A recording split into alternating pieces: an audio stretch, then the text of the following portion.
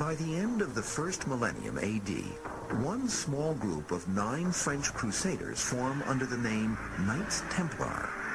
Now, the official story is that they were created to protect pilgrims visiting the Holy Land, right?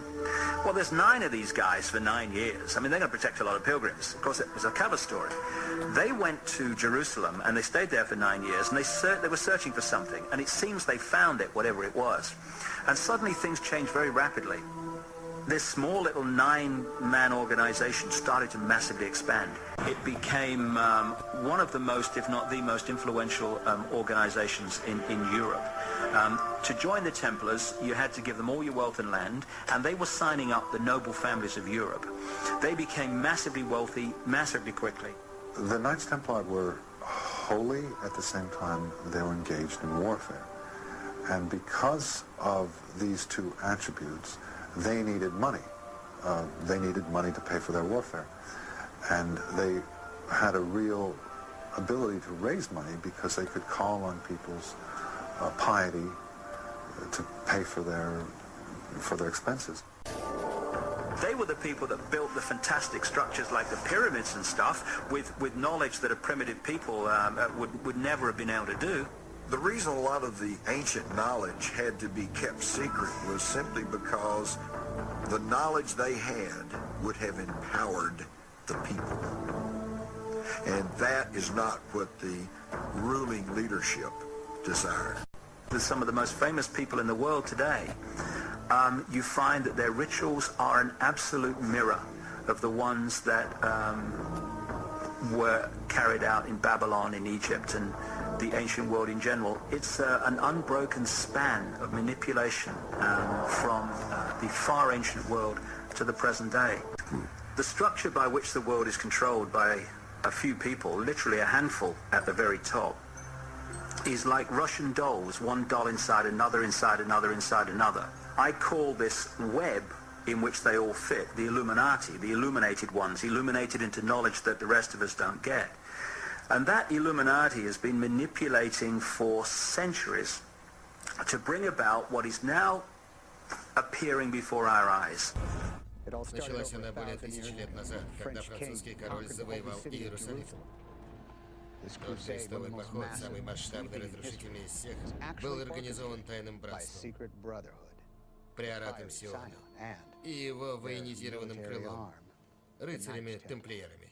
Но тамплиеры были созданы для защиты Святой Земли. Это было официальное прикрытие для истинной цели. Крестовый поход был организован для поисков артефакта, утраченного во времена Христа. Артефакта, за который, по словам некоторых, церковь готова была убивать. И они его нашли? Скажем так, однажды тамплиеры резко прекратили поиски. Покинули Святую Землю и направились прямо в Рим. Там они либо шантажировали папу, либо церковь заплатила им за молчание. Никто не знает. Так или иначе, папа наделил рыцарей приората тамплиеров безграничной властью. К XIV веку тамплиеры стали слишком могущественны и опасны. Ватикан отдал тайный приказ, который должен был исполнить единовременно по всей Европе. Папа обвинил рыцарей тамплиеров в служении дьяволу, за что Бог поручил ему миссию очистить землю от этих еретиков. План был приведен в исполнение.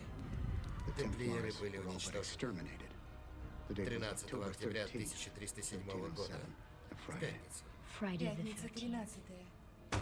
Папа направил войска для конфискации сокровищ приората, но те ничего не нашли. Оставшиеся в живых рыцари приората исчезли, а поиски священного артефакта возобновились.